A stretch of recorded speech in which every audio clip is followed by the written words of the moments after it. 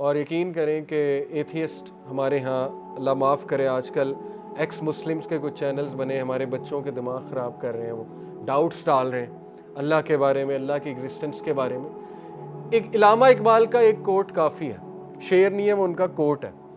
और इस कोट ने एक मुसलमान एथियस्ट प्रोफेसर, न्यूयॉर्क सिटी में एक मुसलमान एथियस्ट प्रोफेसर है, उसने कहा कि इस एक जुमले ने मुझे दोबारा मुसलमान कर दिया, मैं कंफ्यूज था। वो एक जुमला ये है, you can deny Allah, you can deny God, but how can you deny prophet Muhammad सल्लल्लाहु अलैहि वसल्लम। अगर आप इस पर गौर करें, ये एक जुमला काफ़ी। और ये मैंने अप्रोच अपने एक दोस्त पे भी लगाई। यूके गया, थोड़ा सा मुतासिर हो गया थ्योरीज वगैरह से, उधर जाके उसने खुदा का इनकार और सब कुछ बातें करने लग गया, एथियस्ट बन गया।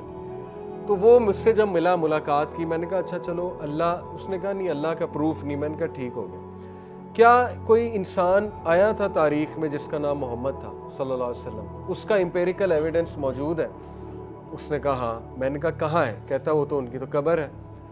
अब जाहिर है कब्र में जिस्म है, तो वो तो एम्पेरिकल एविडेंस आपके सामने मौजूद है कि ये शख्स थे, और हिस्टोरियंस मान रहे ये थे, उनकी कब्र मुबारक वहाँ मौजूद है। तो उसने कहा हाँ वो तो थे। अब उसका चेहरा देखने वाला, जब मैंने उससे सवाल किया कि आप ये साबित कर दो कि उन्होंने झूठ बोला, और आ जाके उनके पास यही जवाब होता है जो बहुत ही पक्के एथियस्ट होते हैं कि जी हाँ वो थे, लेकिन वो बहुत बड़े रिफॉर्मर थे, वो बहुत जीनियस थे। आपको पता ना, ओरिएंटलिस्ट जो है वो जब उन्हें कोई बहाना नहीं मिलता कि हाउ कम ये शख्स ऐसी ऐसी चीज़ें कर गया या ऐसे ऐसे बात बता गया, तो वो आ जाके ये कहते हैं ही वॉज अ जीनियस, और वो अपनी जीनियस की वजह से सारा निज़ाम। तो हमारा उनसे काउंटर सवाल ये होता है कि वो तो उम्मी थे। जो कुरान मजीद में, ऐसी किताब आपको कहीं मिलेगी? कुरान मजीद अल्लाह के नबी का सबसे बड़ा एविडेंस नबूवत का कुरान मजीद है। इसके अलावा हमें कोई एविडेंस नहीं चाहिए। और तो बहुत सहाबा ने तो यहाँ तक देखा कि पत्थर सलाम करते थे। सहाबा का तो ईमान का लेवल ही कुछ और था। हमारे लिए कुरान इज़ द एविडेंस कि अल्लाह के नबी सच्चे नबी थे। कैसे, ये भी मैं आपको बता दूँ। देखें, कुरान मजीद वो किताब है कि जिस पर आप वो सारे टेस्ट लगाएं, साइंटिफिक रूल्स ऑफ, इसे हम क्या कहेंगे, वो एक वर्ड होता है मेरे जहन से निकल गया, बहरहाल एक पूरी साइंस है कि जिससे हिस्टोरियंस ये चीज़ देखते हैं कि ये चीज़ हिस्टोरिकली सही आ रही है, यानी इसमें कोई मिस्टेक तो नहीं है।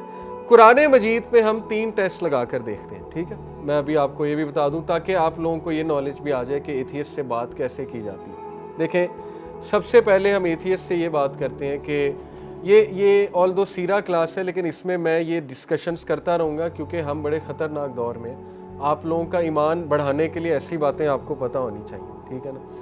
तो हम सबसे पहले उससे इस बात पर लाते हैं कि देखो भाई, कोई तो मज़हब ठीक होगा ना। ये कैसे हो सकता है कि थ्रू आउट हिस्ट्री मज़ाहिब चले आ रहे हैं और तुम कहते हो सब शुड़ुल है, मतलब जस्ट टू कोट देम कि जी सब फजूल है। ऐसा कैसे हो सकता है? कोई तो मज़हब ठीक होगा ना। चलो हर मज़हब को कोई टेस्ट पे लगाते हैं। पहला टेस्ट ये कि इसका स्क्रिप्चर जो है वो कितना ऑथेंटिक है, इस मज़हब का हिस्टोरिकली क्या वो प्रिजर्व होता आया कि नहीं होता आया।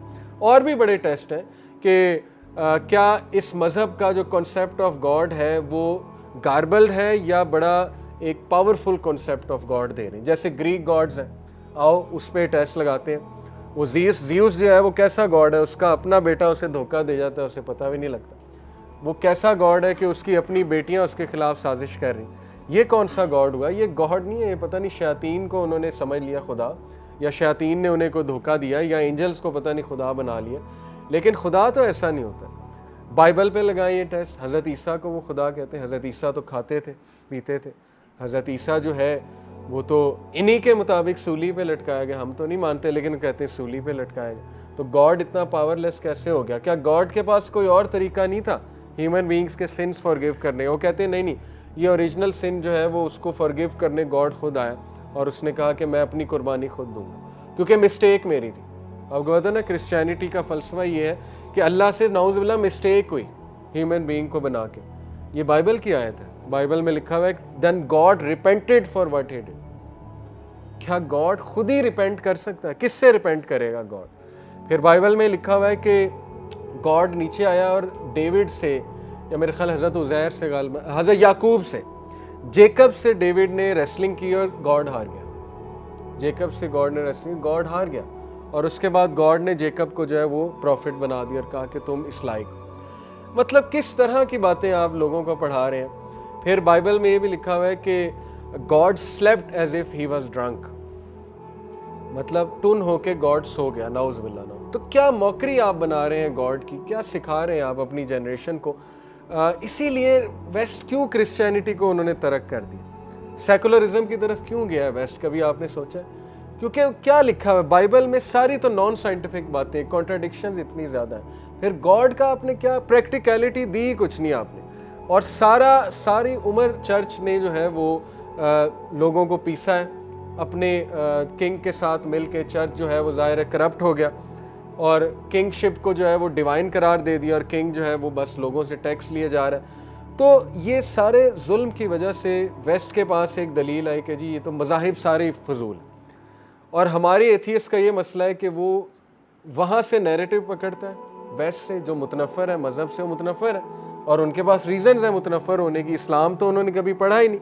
हिंदूज़ अब हिंदुइज़म से मुतनफ़र है, वो कहते हैं ये क्या बातें लिखी हुई, गॉड ऐसे कैसे हो सकता है कि वो इनकी जो है वो पार्वती, उसने जो है अपने मैल से एक बच्चे को जन्म दिया, वो बच्चा जो है गणेश बना और वो उसको वाशरूम के बाहर खड़ा किया कि मैं नहा रही हूँ, तो किसी को अंदर ना आने देना। तो वो हनुमान जो है वो आया, उसने जब देखा कि मेरी बीवी अंदर है, बच्चा मुझे अंदर जाने ही नहीं दे रहा, तो उसने कहा कि ये कौन है बच्चा। उसने पूछा तुम कौन हो, उसने कहा कि मेरी माँ अंदर नहा रही है, तुम नहीं जा सकते।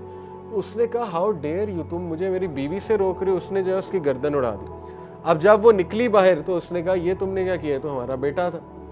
वो एकदम हैरान हो गया, अच्छा बेटा था। उसने कहा कोई मसला नहीं। उसने कहा कि ठीक है, जो भी मुझे सर मिलता है वो इस पे मैं लगा देता हूँ। हाथी का सर मिला, वो लगा दिया और गणेश बन गया। ये कैसे, मतलब किस, देखें, not to hurt the sentiments of Hindus, we respect all people, लेकिन we don't respect the fact कि आप लोगों को गलत चीज़ ना पढ़ाएं, इसकी रिस्पेक्ट नहीं है। और हमें किसी ना किसी लेवल पे तो ऑफेंड करना पड़ेगा ना किसी को, in order to state the truth. तो मकसद किसी को ऑफेंड करना नहीं है, लेकिन मैं चाहता हूँ कि हम सोचें कि हमने खुदा के तसव्वुर के साथ आखिर किया क्या है। तो ये एक बहुत बड़ा हमारा आर्गूमेंट होता है कि सिर्फ इस्लाम, आप आयतल कुर्सी पढ़ा दें किसी को और वो दंग रह जाएगा कि ये है अल्लाह, ला ताखुज़ू सिनतुम वला नौम। अल्लाह कहता है नींद तो दूर की बात, मुझे ऊँग भी नहीं आती। लहू मा फिस समावाति व मा फिल अर्ज़, सब कुछ अल्लाह के कंट्रोल में है।